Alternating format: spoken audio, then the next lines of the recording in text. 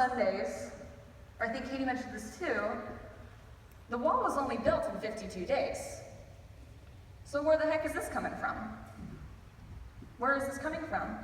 And guys, I really truly believe that Nehemiah understood this is a temptation.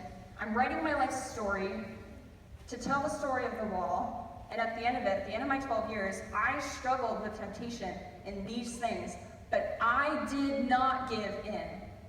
And I need to write it down because people will see that I could do it, and that means that you can too. You can do it. You can fight temptation. It doesn't have power over you. And I really do believe that this is something that was close to Nehemiah's heart, because why would you put it in? Why would you write?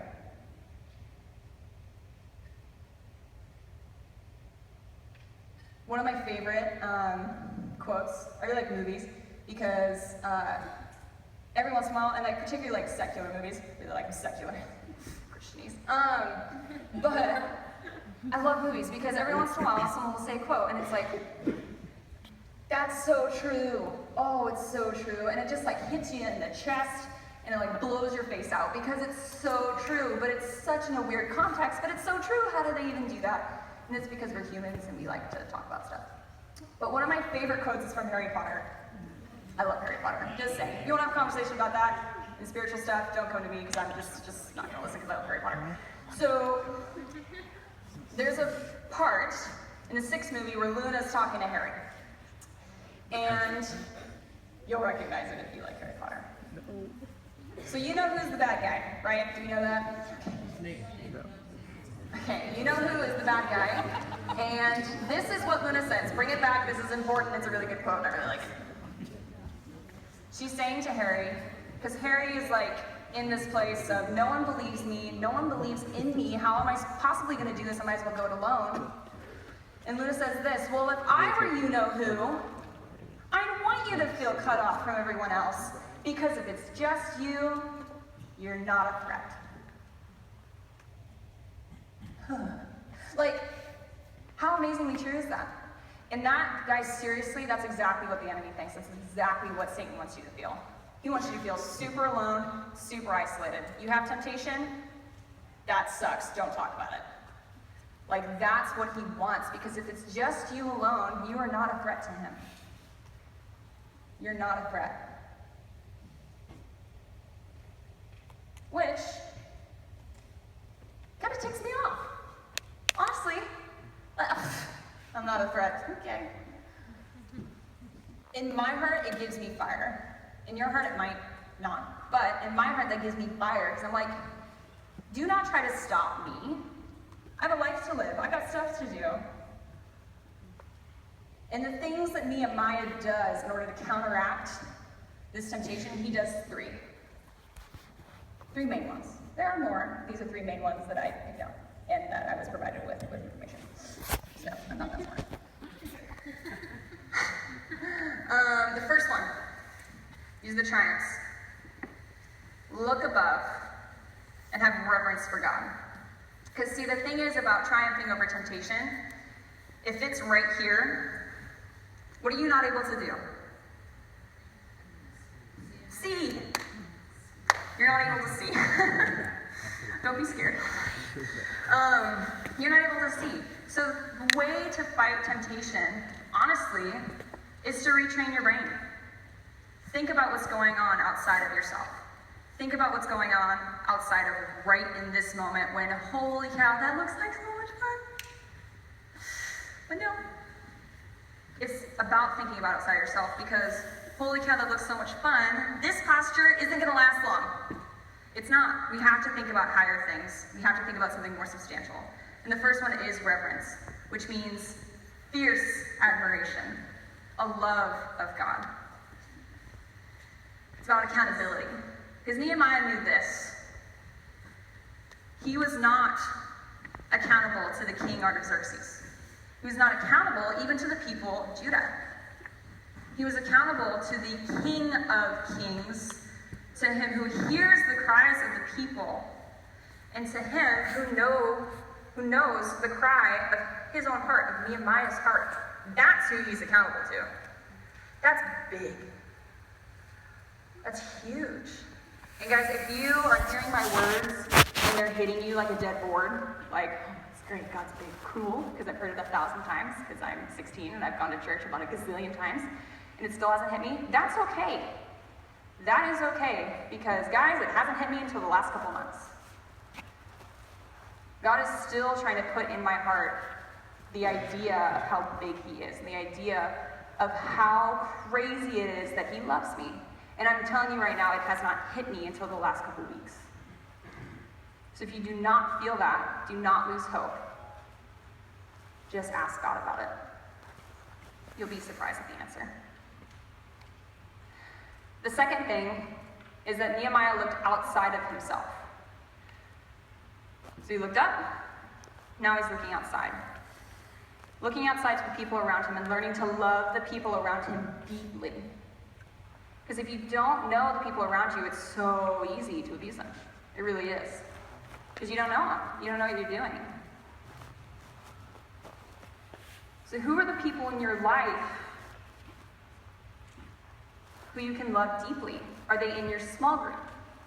Are they at home? Are they at your school? Know the people that you're around, and if you're a leader, know who you're leading. Serve them. A leader's not just up here to talk and preach and tell you to do things. And if you have a leader that just tells you to do things but doesn't know you, that needs to change. Know who you're leading and love deeply the others that are outside of yourself. The third thing is to look ahead, to have eternal eyes. I think Kyle said it really good on Sunday, this past one. He said, rather than do something for yourself that you'll thank yourself for later, do something that your eternal self will thank you for later. And I know that's huge and a really big concept, but it becomes easier as you do it. That means making a decision that you will never regret. And that means a lot of saying no's to things, to temptations. Look ahead. Know where you are in the span of time. Story. I like this story. It's embarrassing. So I used to play soccer when I was in high school. And, loved it. And when I was a freshman, I was the only freshman to make varsity, which was great, thank you. I loved it too. However, I was tiny. I was so small, and everyone was so big, like so big. Like in my first game, this chick just like came up to me, knocked my legs right out from under me, and I fell flat on my back. It was horrid. So the next couple games later, didn't get much better. My whole mantra was, I don't know what I'm doing, I'm small. Why do I have this ball at my feet? Like, get it to a senior, get it to someone who knows what they're doing. That was my thought process, because I was terrified of my coach and my players as well. And so I'm at a game, and if you guys know soccer, I'm at the top of their 18. Playing midfield, top of their 18. Great place to be.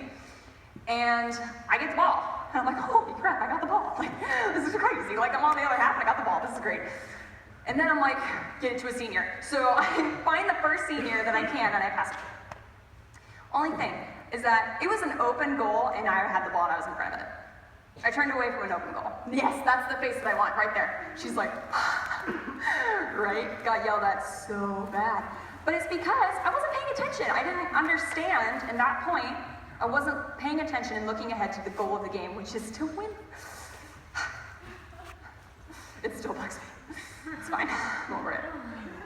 But that's the idea of looking ahead. What is your goal? And the thing is that our goal shouldn't be a means to an end. Your goal is to know God. And when we're going through life, because this is great, and I'm saying really fun things, and I'm like exasperated and like sweating. But the thing is that, well, what happens when it's a week from now and I'm still being tempted? And your little things haven't worked. What do I do now? Guys, that's the point where we need to remember. One of the biggest tools we have is remembering who God is. Not what he can do for you, but who he is. The reason why I'm talking about these things, having eternal eyes, loving deeply, having reverence for God the Father, does that remind you of someone else? Who else did that? Shout the normal church answer. Jesus! Woo! Nailed it. Jesus did all these things. Satan offered him the world on a platter, literally on a platter. This is yours. I'm showing it to you and you can have it. Save yourself. Let your angels come and save you. Are you dumb? Let them save you. You can have anything you want. You can turn this rock into a piece of bread. Even the people, his own people who he came to die for, were like, well, if you just tell us if you're the king, we'll make you the king. But he said no, over and over and over again. He said no for you. Not for you, for you, and for you, and for you, and for Brenna, and for me, for Cheyenne, for you. He said no to everything and died for you.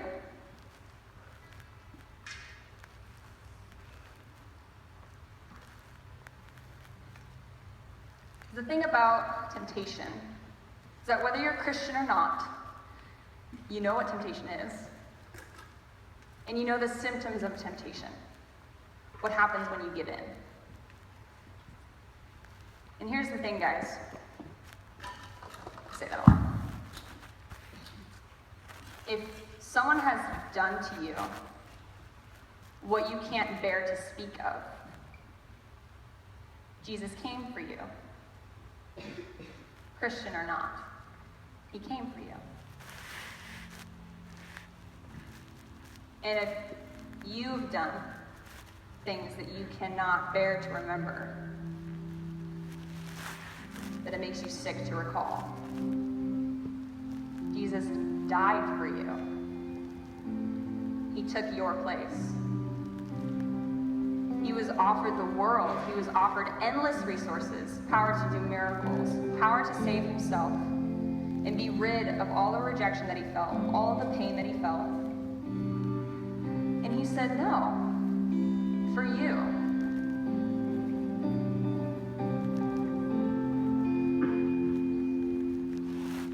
Jesus defeated temptation and died to be with you forever. And the thing is that because that happened, temptation has no more power over you. Temptation is dead. Temptation is gone. It doesn't need to control your life.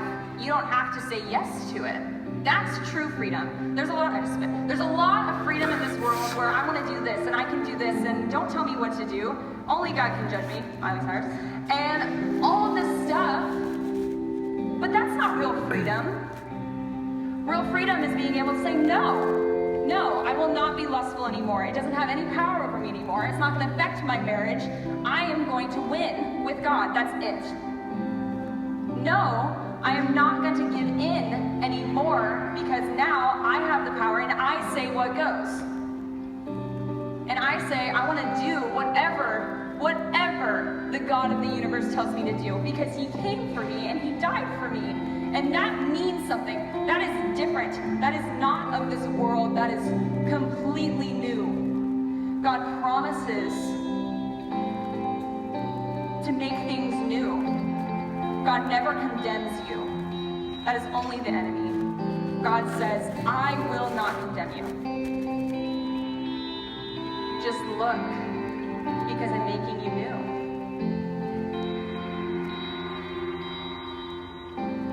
So what I want to do tonight is walk this out. You guys have those